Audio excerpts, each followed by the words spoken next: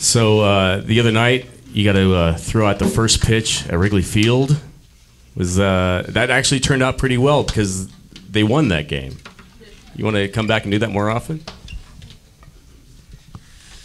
Well, Jimmy Chamberlain, sitting here, he practiced. I practiced all day Sunday at my house because it was absolutely terrifying, right, to go out there and throw out the first pitch, knowing that so many things could go wrong, and it could be like a YouTube moment that lives forever, right? Right. Plus, tell them what you set up in the backyard. So, and I have two small, well, not small, but I have two kids, one of which is an athlete who is really kind of going, Dad, this, if you screw this up, right, it's going to be bad, right? So no pressure. A lot of pressure from my 12-year-old Lucas.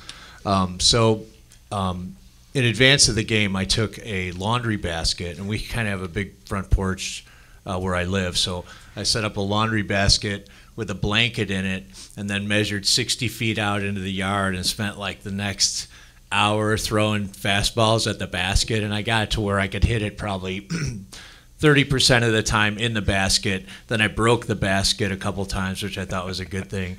But yeah, and then I went back inside and realized that I had some weird pain in my back, right? No.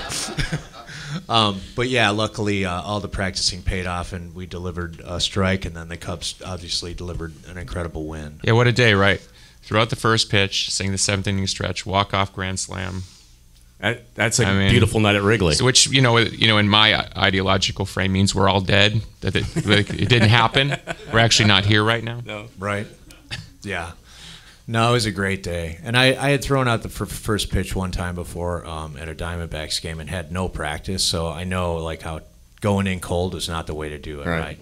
And that's kind of how they get you, right? They're like, hey, I just throw out the first pitch, and they don't give you any warm-up, right? Because you're asking like, hey, where's the bullpen? Like, can I go warm up? They're like, well, you can go walk out there and maybe throw it back and forth a couple times, but they're not going to let you. Yeah, I wasn't falling for that. So I spent a lot of time just throwing balls at a basket. Small note, they usually send out one of the players to do the catch. Right. So they sent out Carl Edwards Jr., who throws like 96. Right. Right.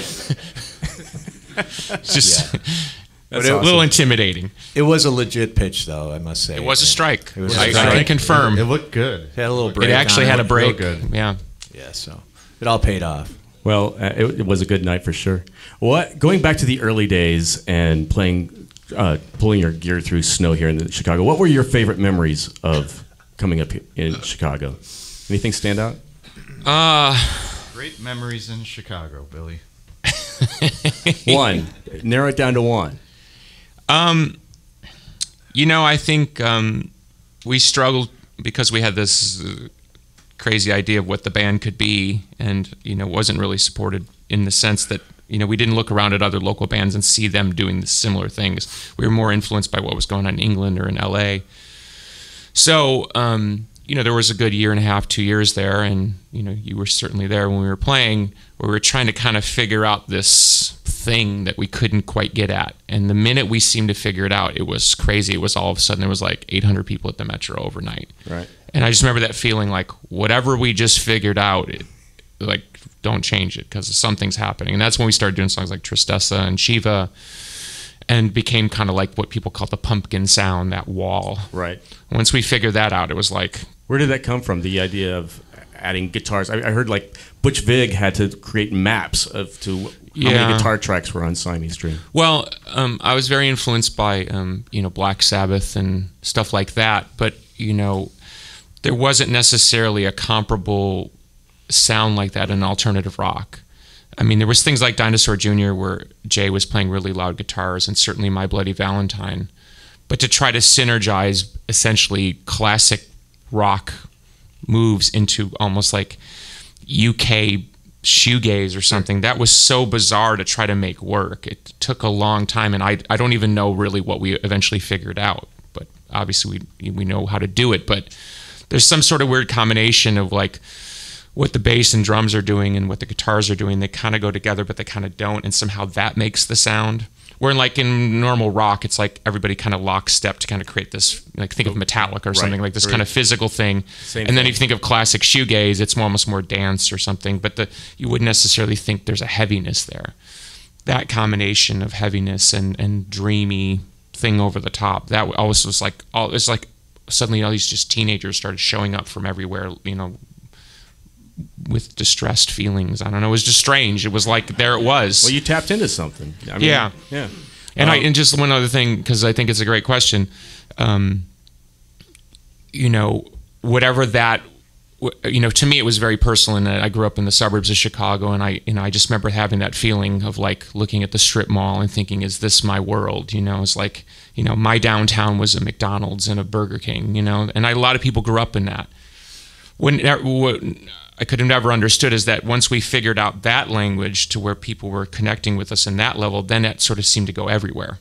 Because in many ways, that's kind of where America was going, this kind of ubiquitous culture that's not really culture at all. It's sort of based on, and then now it's obviously blown up into the internet.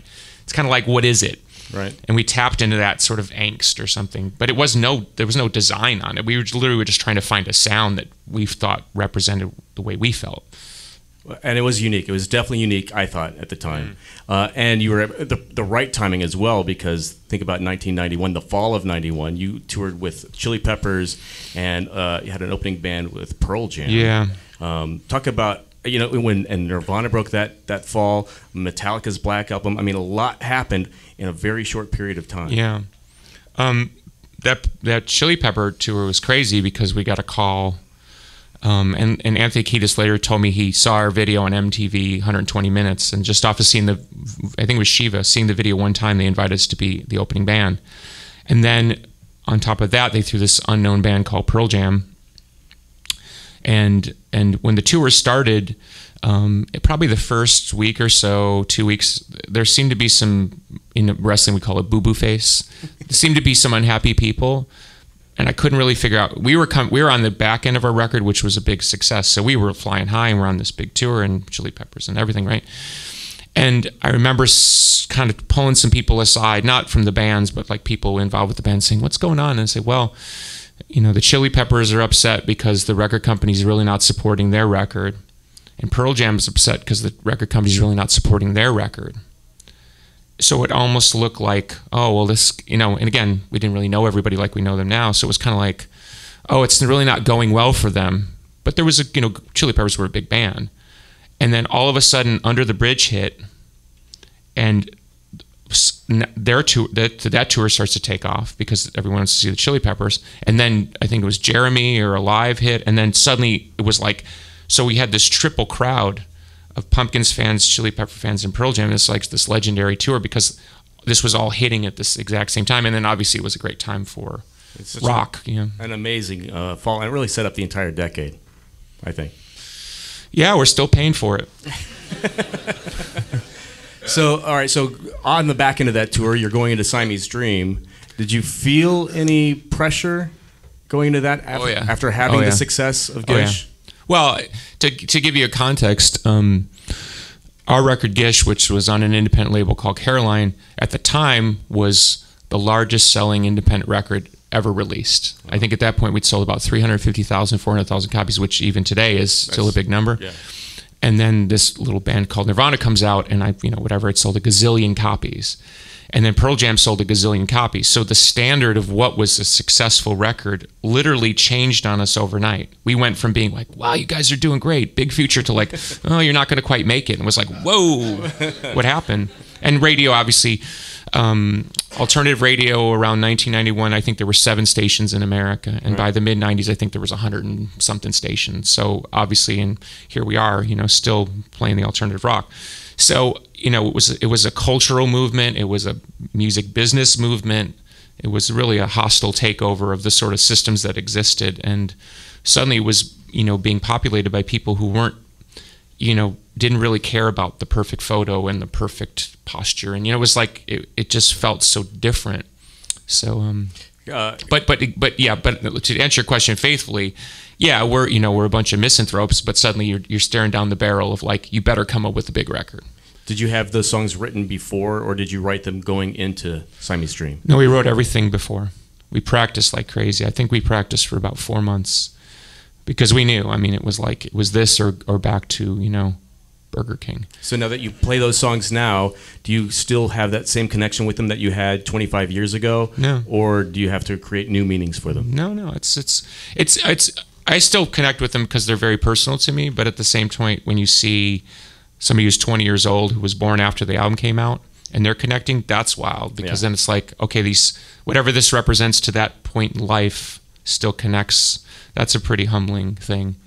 The context starts to grow beyond your own stuff. Do you get that thing where parents who were into you are bringing their kids now? It's going like... There was a guy in the front row last night who had his, I think you were right there, had like maybe a 7-year-old daughter.